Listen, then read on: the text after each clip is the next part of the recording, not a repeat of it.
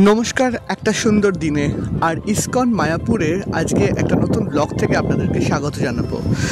এই ব্লগটি শুরু হওয়ার আগে আমরা কলকাতা থেকে ইসকনের পুরো যাত্রাপথটা আপনাদের সঙ্গে ভাগ করে নিয়েছিলাম। আমাদের আগের ভিডিওতে আপনারা সেই মুহূর্তগুলো পেয়ে যাবেন। আমি ওপরের আই বাটনে সেই যাত্রাপথ ভাগ করে নিলাম। রাস্তাটা অত্যন্ত সুন্দর ছিল আর আমরাও কিন্তু খুব আনন্দ করতে করতে এবং হৈ হৈ করতে করতে পৌঁছেছিলাম ইসকনে। আর যাওয়ার পথে একটা সুন্দর চা খেয়ে আমরা মন্দির দর্শন প্রথম করেছিলাম। ইসকনের মন্দির কিন্তু পশ্চিমবঙ্গের সবচেয়ে বড় মন্দির এবং এই মন্দিরকে আমরা অনেক দূর থেকে প্রণাম জানিয়েছিলাম। চলুন আজকে আমরা শুরু করব এই মন্দিরের দর্শন। জয় শ্রীকৃষ্ণ। আর আমি পৌঁছে গেছি এখন ইসকন মায়াপুরের মন্দিরে। আমি যতটা সম্ভব আপনাদেরকে দেখানোর চেষ্টা করছি, দেখুন। মন্দির দর্শন করার আগে আপনাদেরকে চট করে যারা গাড়ি নিয়ে আসছেন তাদেরকে পার্কিং লটটা একবার দেখিয়ে নিই। প্রথমেই দেখলে মনে হবে আপনি গড়ের মাঠে দাঁড়িয়ে আছেন। কি বিশাল বড়! এখান থেকে খানিকটা আইডিয়া পাবেন কত মানুষ আসে এই ইসকন মন্দিরে। জয় শ্রীকৃষ্ণ। এই হচ্ছে পশ্চিমবঙ্গের সবচেয়ে বড় মন্দির, ইসকন মন্দির। এক সত্যিকারের অনিবার্য জায়গা। চারিদিকটা অত্যন্ত সুন্দর এবং ইসকন খুব সুন্দর করে চারিদিকের শোভা ওনারা মেনটেন করেন। দুঃখের সঙ্গে জানাবো যে মন্দিরের ভেতরকার ভিডিও করতে পারবো না। তার কারণটাই হচ্ছে এখানে কিন্তু ফোন আপনাদেরকে কাউন্টারে জমা দিয়ে দিতে হবে।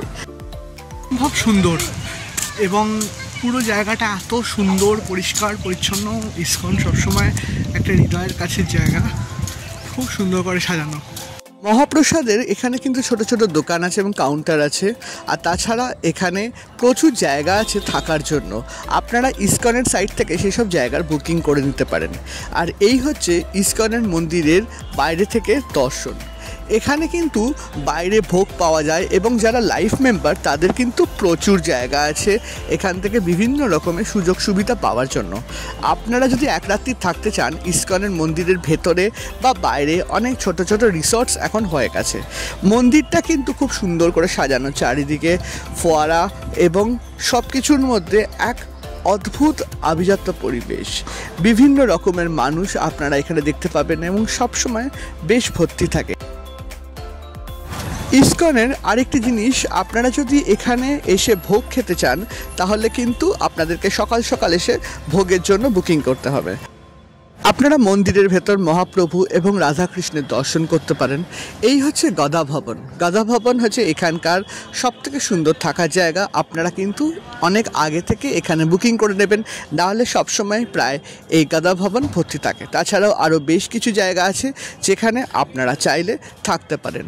আমি গাড়ি করেই ইসকনের মন্দিরের ভেতরটা খানিকটা আপনাদেরকে ঘুরিয়ে দেখানোর চেষ্টা করছি। এই মন্দির চত্বরের মধ্যেই মোটামুটি আপনারা সব পেয়ে যাবেন। এখানে আছে বিখ্যাত গোবিন্দাস, এটা হচ্ছে ইসকনকার ভেতরের রেস্টুরেন্ট। ভেতরটা কিন্তু বেশ সুন্দর করে সাজানো এবং এখানে নানা ধরনের ভেজ খাবার আপনারা পেয়ে যাবেন। এখানকার ভেজ থালি কিন্তু খুব ভালো, আপনারা কিন্তু চাইলে এখানে একবেলা খেতেই পারেন। আর ইসকনের এই মুহূর্তগুলো আমরা খুব এনজয় করছিলাম কারণ চারিদিকটা অত্যন্ত সুন্দর। খানিকটা ইনফরমেটিভ ব্লগ করলাম আজকের ইসকনের মন্দিরের। কেমন লাগলো আমাদের এই ব্লগটা অবশ্যই জানাবেন। আমরা বেশ খানিকটা সময় কাটিয়ে আবার পথ ধরলাম কলকাতার, কিন্তু আপনারা চাইলে এখানে এক রাত্রির আরামসে থাকতে পারেন। আমাদের ভিডিওটা যদি ভালো লাগে থাকে তাহলে অবশ্যই চ্যানেলটা লাইক আর সাবস্ক্রাইব করবেন এবং শেয়ার করতে ভুলবেন না। জলদি আসছি আবার একটা নতুন জায়গার সুন্দর সুন্দর ব্লগ নিয়ে। ভালো থাকুন, সুস্থ থাকুন।